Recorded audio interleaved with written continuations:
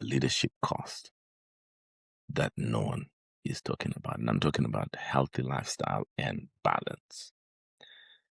All right, let me say something that will challenge how many of us were taught to lead. Exhaustion is not a badge of honor. Burnout is not proof of commitment. And being constantly busy is not the same thing as being effective.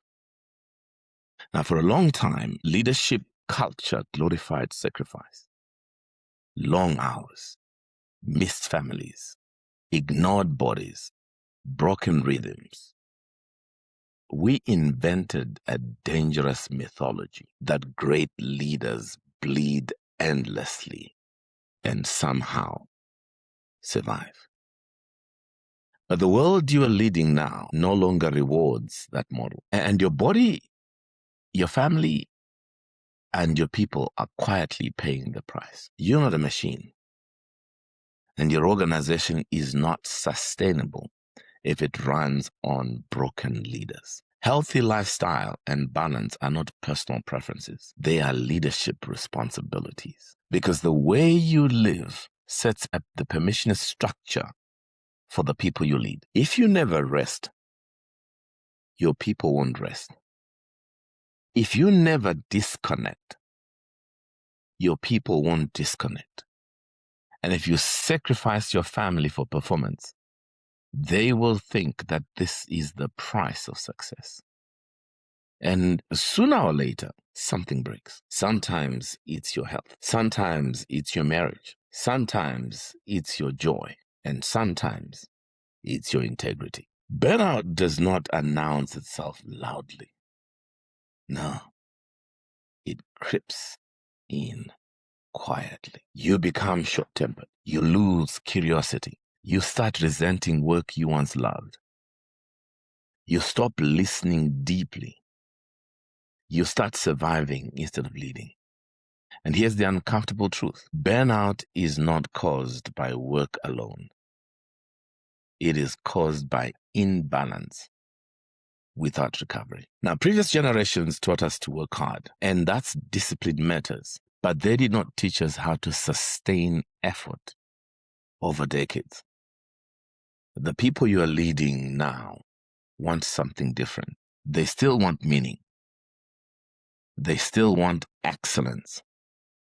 But they also want wholeness. They want to build lives, not just careers. And leaders who ignore that will lose talent.